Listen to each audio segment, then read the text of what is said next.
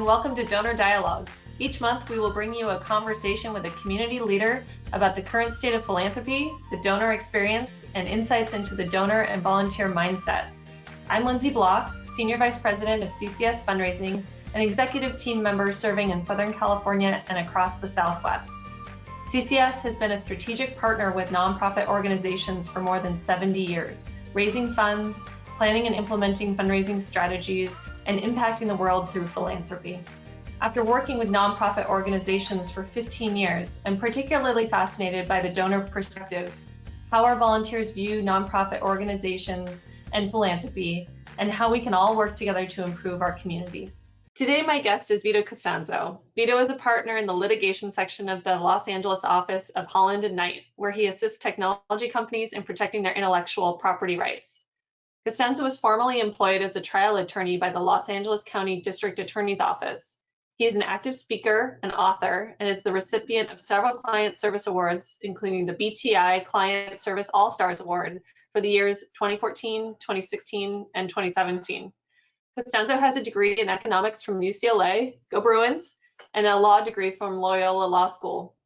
He currently serves as the board chair at St. Anne's, an organization focused on supporting families, and on the UCLA Alumni Board of Directors.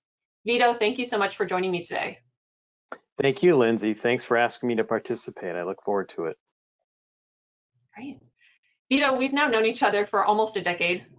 In that time, I've known you to be a powerful advocate for St. Anne's and UCLA.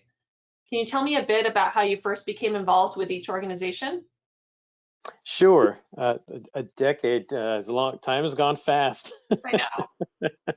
So each organization began with me kind of dipping my toe in, and then one thing led to another. So with UCLA, I had not been involved really at all with the Alumni Association for a long time after I graduated. And then maybe about 15 years ago, I went to a networking event downtown with the Alumni Association. And I saw a guy that I knew from my undergraduate days, and he was running the volunteer center at UCLA. And he asked me to get involved. He said that he wanted me to help lead a site where they would send students to do volunteer work, and he thought it would be good because lawyers have, organizational experience. So I said, okay. I didn't know what I was getting into, and I ended up getting about 300 students on volunteer day to organize painting the school and cleaning up and doing various things.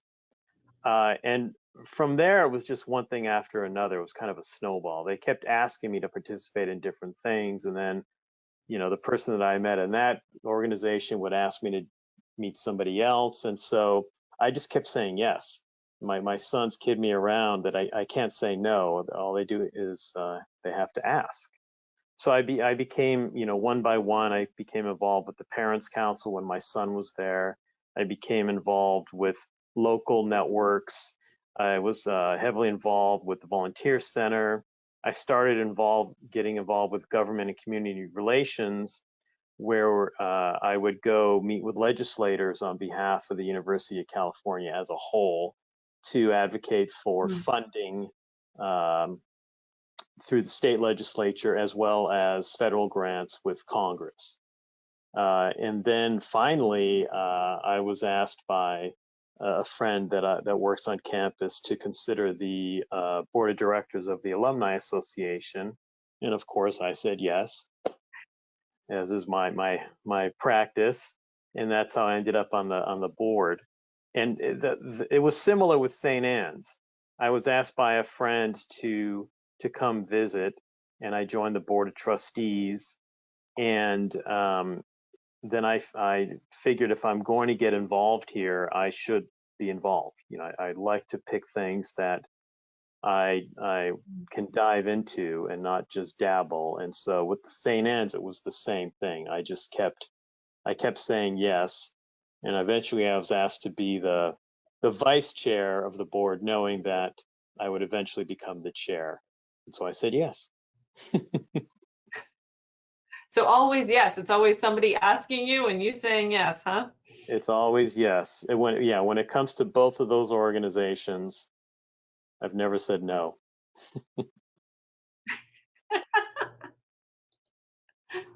Well, you were recently interviewed by UCLA and had the opportunity to talk about how you define success. And your thoughts about success encompassed much more than financial well-being. Could you tell us a bit about how you define success and how that has characterized your involvement in the community? Sure. I think that, success is something that I think of when I talk to my sons, both of whom are in their 20s. And, what I really want for them, my view of success for them is for them to be happy.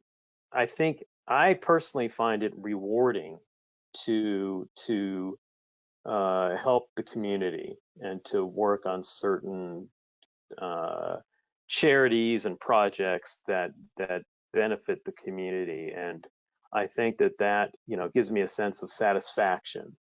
And I Mhm. think a lot of people agree with that. Now, UCLA and St. Anne's are two very different organizations. How do you think about your role in relation to each of those organizations?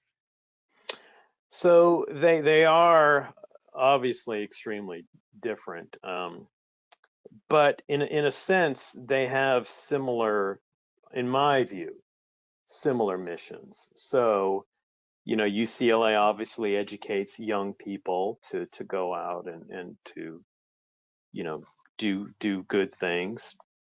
And St. Anne's helps mothers and importantly their children, and it helps the children develop a stable family, a support system.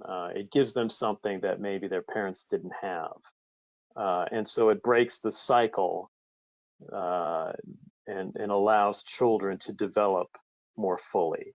And so I think that in that regard, you have a very similar mission between St. Anne's and UCLA to help young people to develop, which is a big interest of mine. That's why I'm involved with both of them, because I think that it's important to assist young people as they're growing up.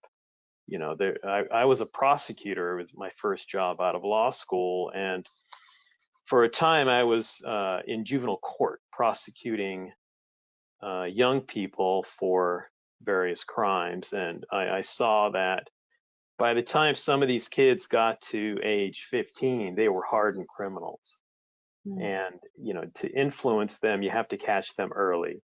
Now, obviously, UCLA is not catching them early, but St. Anne's does, and I think if you're going to try to divert a young person's life and put them, give them the resources they need, you have to do it early. And Mm. so that's what I think St. Anne's does. It starts before they're born to give them, some assistance and help them to be successful. Mm. What has your role looked like as a member of the board for each organization during COVID? Donors have continued to support both institutions and have seen an increased need.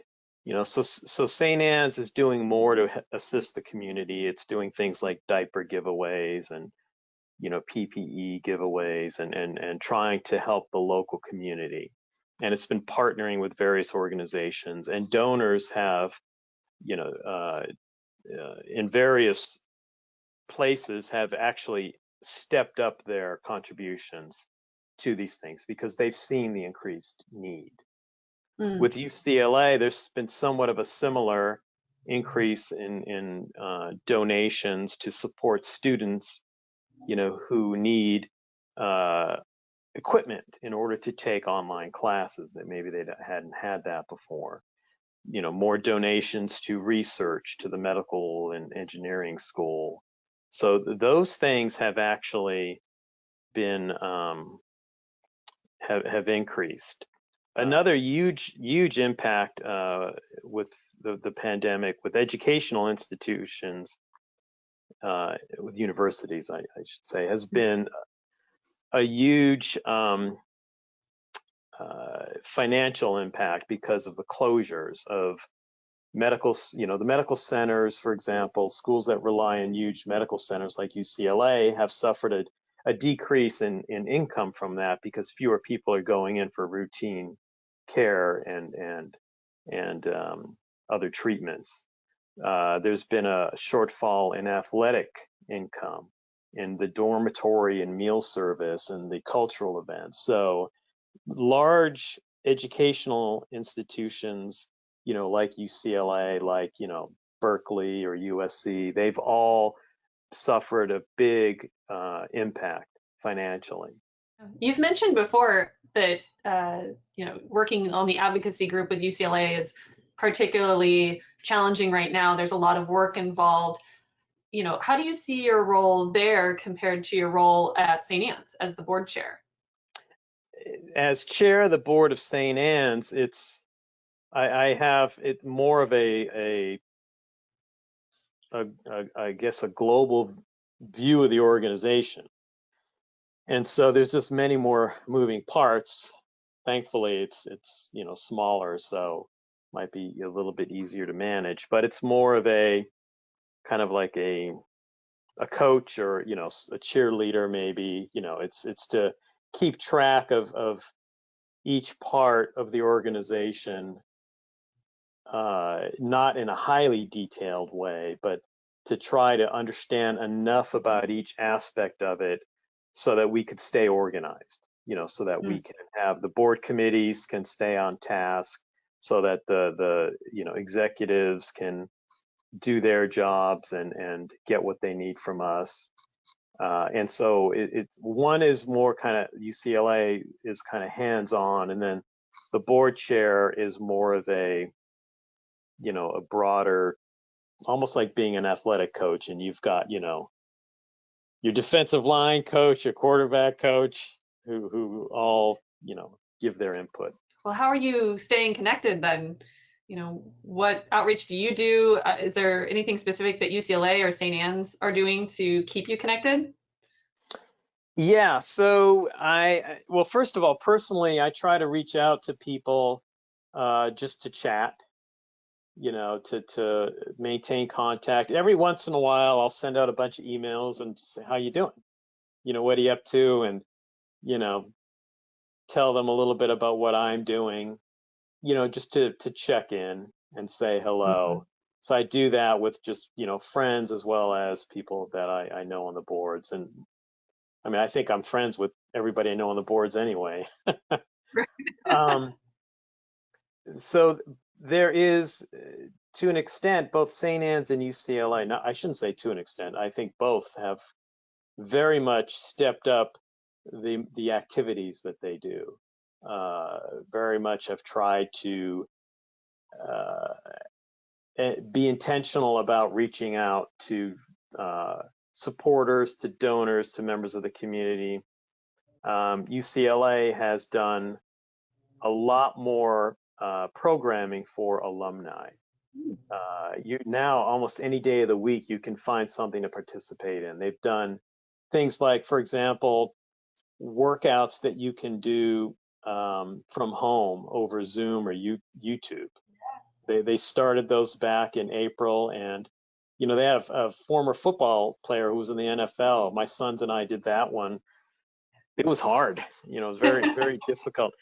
There's a lot more programming for any sort of interest you can have. If you're an engineer, they have meetups and seminars. There are enrichment things that you can do, and as a result, there's actually been an uptick in alumni participation at UCLA since March.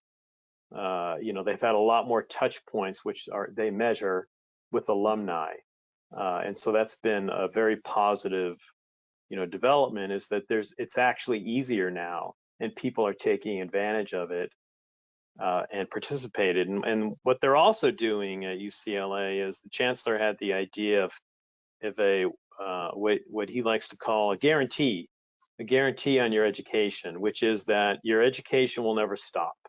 And so they're starting to offer free classes that will help you professionally, whether it's, a class on using LinkedIn or a class on meditation, and they're all free. So you can Wow. sign up for those. And then and then of course St. Anne's has done a lot of outreach as well, and has done much more outreach to its local communities, Mm. to help people and stay involved with them. So it's a lot busier. Right. Well, and St. Anne's just had their annual gala, which got delayed and then became virtual. It was my first virtual event. I'm sure it might have been for you as well. What was the experience like? What did you value about the virtual experience? What was different in a good way? So what I really liked about it is the production value. So it was done like it almost seemed like there was a movie producer who organized it. I thought it was very well done, and I really liked the way, if you're going to do an event over Zoom, you could put a lot of technology into the look and feel of that, and I think that they did. It was swift transitions, and nicely done, and the MC or host of it is a guy who is on the news, and so I think that helped a lot because he understands those things. Another positive aspect of it was that the funds that were donated that night exceeded last year's donations, which shows that people are contributing where they see that the need is still there, the need has increased, and people are stepping up and helping.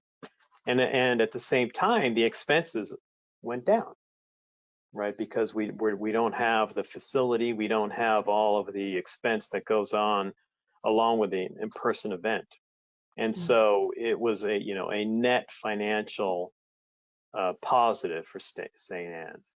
I mean, obviously we didn't have the in-person, face-to-face social interaction that we would normally have. I mean, it's normally the evening of angels is a time to see people that that you don't see a lot from other organizations, other groups. It's a time to bring people there to show them uh, St. Anne's and what it does. But we also did that with the remote event because people could just log on and take a look. Right. And I'll say what I really enjoyed was getting almost FaceTime with more of the young women, the honorees, and with Lorna Little than Yeah, I probably would have gotten at the real event, right? Each honoree has probably got a line of 25 or 50 people and waiting to say congratulations and get a quick hug. But in this way, I was able to, while not interactive, be able to at least see and experience the night for them. that's a very good point. Yeah, a lot of events, you're sitting at your table and everybody's talking, and you can't always hear the speakers. I mean, I've been to some charitable events where it's ridiculous. The speakers could be doing anything and no one would know because they're all busy talking. So instead, you could hear what they were saying. Right. You actually get the information that's Yeah. part of the whole event and the reason why, right? Yes. Well, I'd like to conclude our conversation today by asking you for one piece of advice you would give to a new volunteer or a new board member about how to get involved or how to get more involved. Sure. I think that how to get involved. I think it's good if you want to be involved with volunteering or charitable work, is to try a lot of different things to see what you like. You have to kind of go once or twice to see whether it's a good fit for you. That's certainly what I did. And don't feel bad that you might only go once and say, oh, I don't really like this. That's how you learn what your best fit is. And once you do identify something that you like and want to be involved in, is to make a commitment.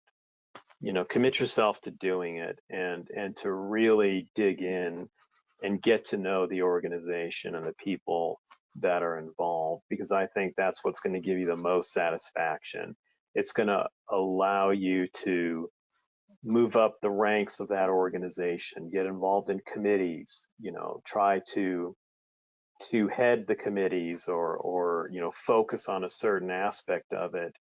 And you will really get ingrained. And through that, you'll, most likely find it a more enriching experience when you get to know the organization on that level and commit to that level, is when you can really make a true impact on the organization. Well, Vito, thank you so much for joining me today. As always, it's wonderful to speak with you, and thank you for sharing your thoughts with us. Well, thank you, Lindsay. It's been a pleasure, and thank you very much for asking me to do this. It was fun. It was a lot of fun. Thanks, Vito.